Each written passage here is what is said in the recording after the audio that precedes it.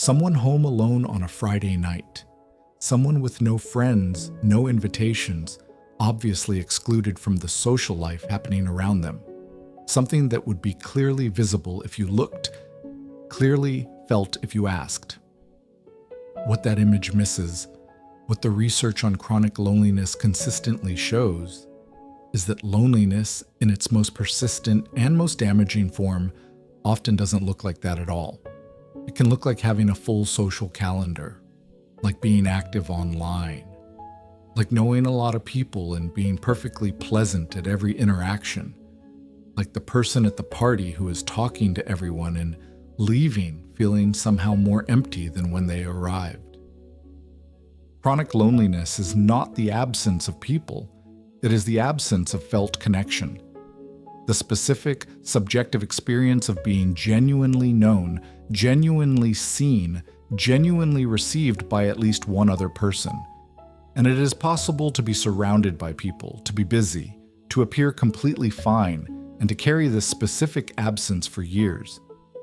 Today we're looking at 10 normal behaviors that are actually signs of chronic loneliness.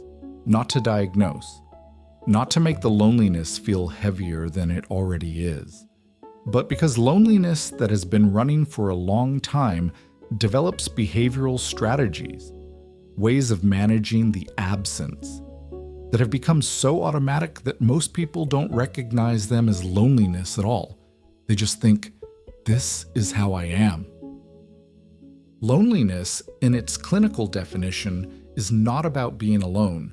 It is about the discrepancy between the social connection a person has and the social connection they want and need. A person can be alone and not lonely. A person can be surrounded by people and profoundly lonely. Dr. Julianne Holt-Lunstad's research, which became one of the most cited findings in social science, found that chronic loneliness is as damaging to physical health as smoking 15 cigarettes a day, more damaging than obesity, a risk factor for early mortality comparable to substance abuse. Researcher John Cacioppo, who spent decades studying loneliness, found something important about how it changes behavior.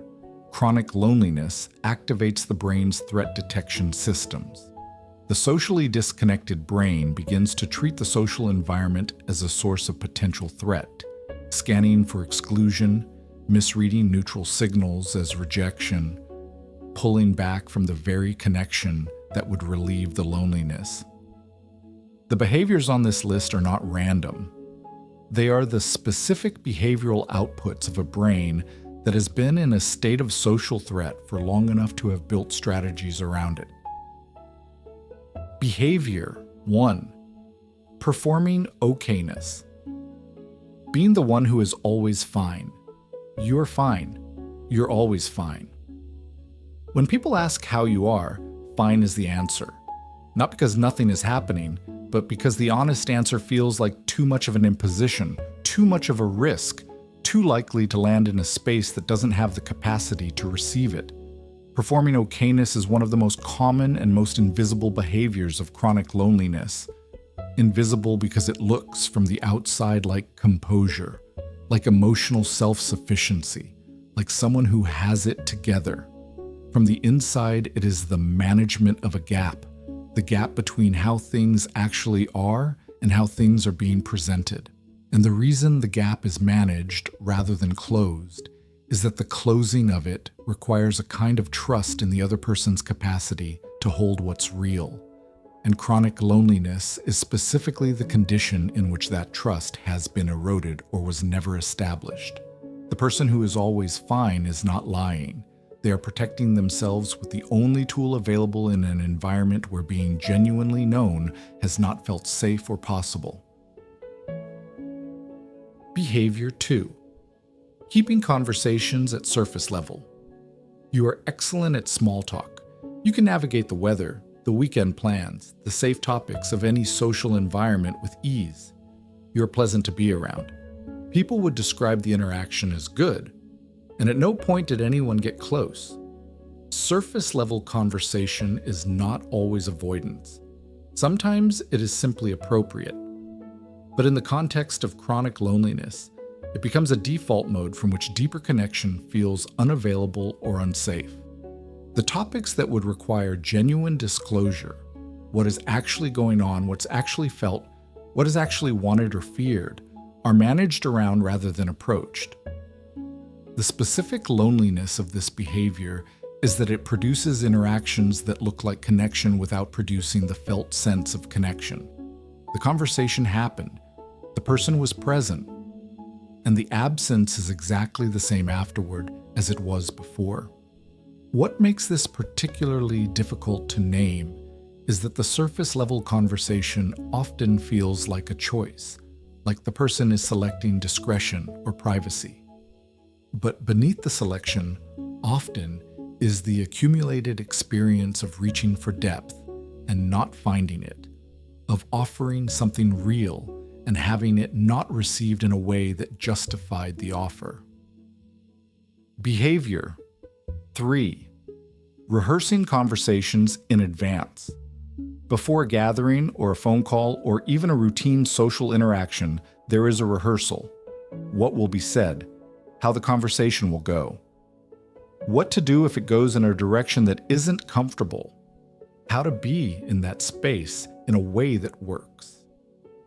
This is one of the behaviors most specific to chronic loneliness and least often named as such.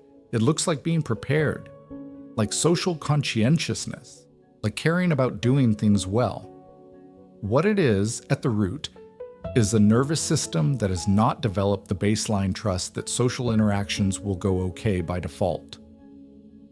The rehearsal is preparation for a potentially threatening environment, the social equivalent of checking the locks before bed.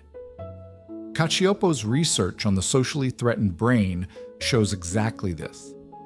Chronic loneliness produces hypervigilance in social contexts and elevated scanning for potential rejection or exclusion. The rehearsal is a direct output of that hypervigilance, the attempt to control the variables in an environment that the brain has flagged as potentially hazardous.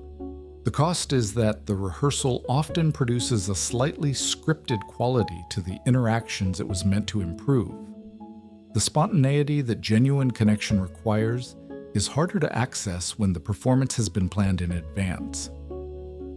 Behavior 4. Feeling invisible in groups. Even when present, you are in the room, you are talking, laughing, participating by most visible measures, and you have the specific experience of not quite being in the room, of being present in body without being received by anyone in a way that registers as real contact. This is one of the most specific and most isolating features of chronic loneliness. The invisibility that exists not in the absence of company, but in the midst of it. The ability to be in a group of people and still feel, in some specific way, that you are not quite there, that the version of you that is present is not the version of you that is real. It is related to surface-level conversation and to performing okayness. Both produce a version of the person that is present without being fully known. But the feeling of invisibility in groups is distinct. It is not just about what is not being shared, but about what is not being seen. The sense that even if you were sharing what is real, it might not register. That the specific person you are might not quite land in the room. This is one of the places where chronic loneliness and depression can overlap. Both produce a kind of felt disconnection from the present experience. But the loneliness version is specifically relational. It is the absence of felt witness, the specific experience of being unregistered by the people around you. Behavior 5. Disproportionate attachment to parasocial relationships. There's a podcast host who feels like a friend, a YouTuber whose content feels like it was made specifically for you, a fictional character in a series who feels more real, more fully known, more like genuine company than most of the actual people in your life. Parasocial relationships, one-sided relationships with media figures, creators, or fictional characters, are a normal part of human psychology. Everyone has them to some degree. The experience of feeling connected to someone whose work you follow is universal and not inherently problematic. The specifically loneliness-related version is the disproportionate reliance on parasocial connection to meet needs that real relationships are not currently meeting. The podcast that accompanies every walk and every meal, because the absence of it makes the silence feel very specific. The fictional world returned to again and again because the connections inside it feel more genuine than the connections outside it. The parasocial connection works. It produces a genuine felt sense of company that reduces the acuity of the loneliness, but it doesn't address the root. And it can, over time, reduce the urgency of building the real connections it is substituting for. Behavior 6. Keeping busy to avoid empty time. The schedule is full. There's always something to do. Somewhere to be, something to organize or produce or attend. The fullness is not always experienced as fulfilling. Sometimes it is simply necessary because the alternative is empty time. And empty time has a specific quality for the chronically lonely. The silence is not restful. It is the space in which the absence of connection is most audible.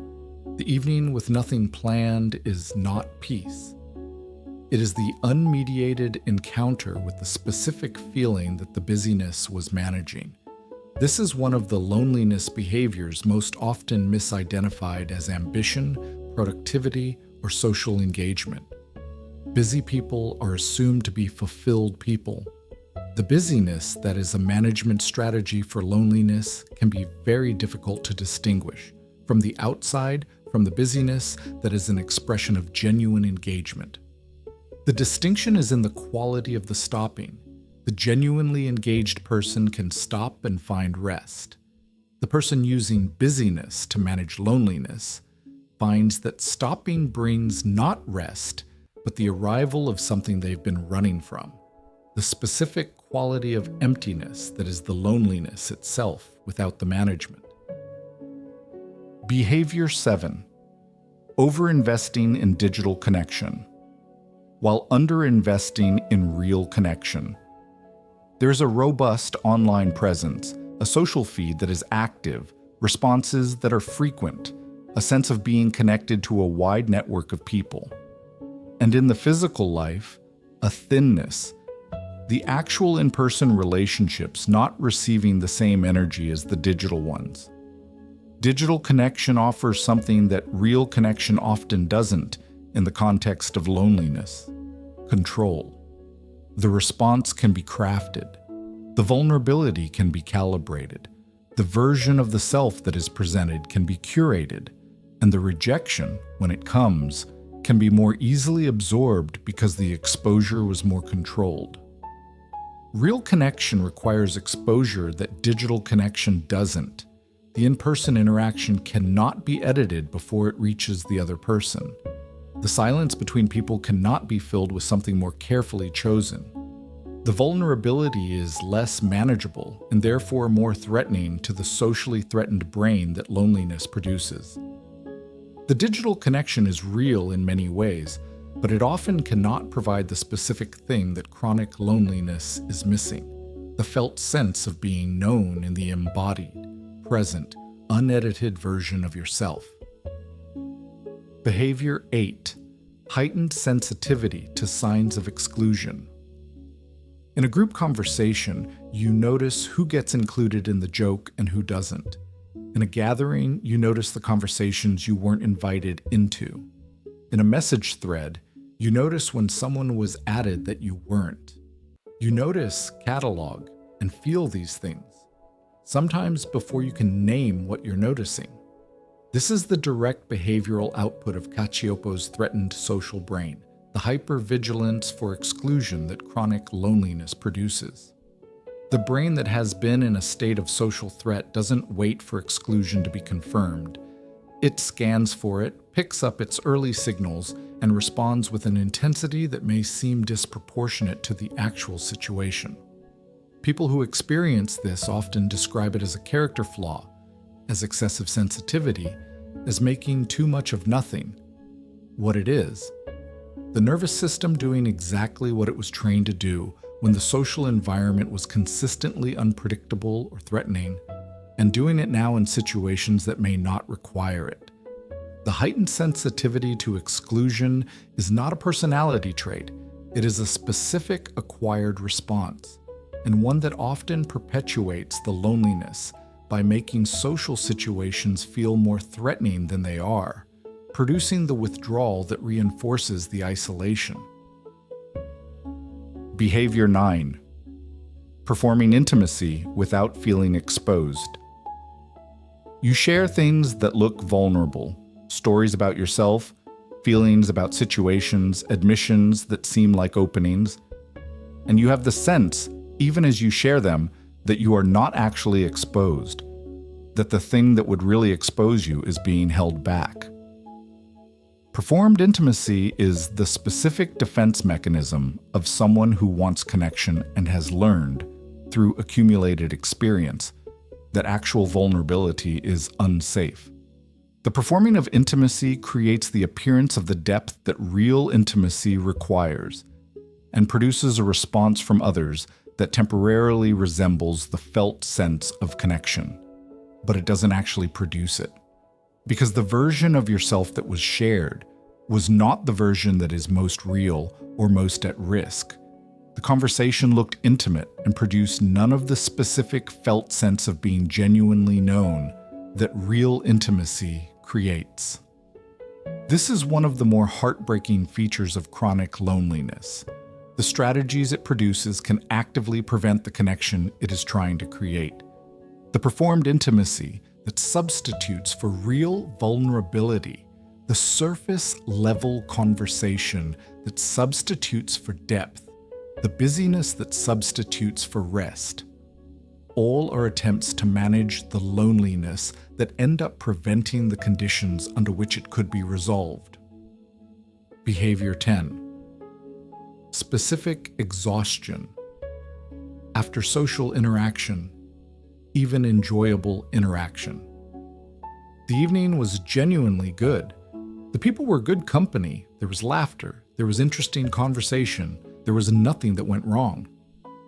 And arriving home or arriving at the quiet of the next day, there is an exhaustion that isn't physical and isn't about the night being bad.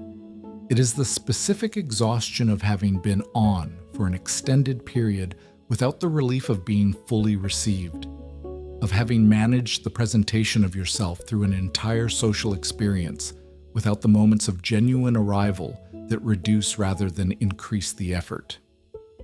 Social interaction, for people without chronic loneliness, has a maintenance property.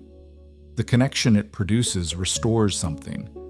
For people with chronic loneliness, even enjoyable social interaction can have a cost property. The performance required to navigate it, the management of how much is shared and how much is held back, the effort of being present without being fully known. The specific exhaustion after social interaction that was genuinely fine is one of the clearest markers of the gap between connection and felt connection, between being with people and being received by them. 10 behaviors, each of them running for a reason, each of them an attempt, a genuinely intelligent attempt to manage a very specific absence. Chronic loneliness is not a character flaw. It is not evidence that you are unlovable or difficult to connect with.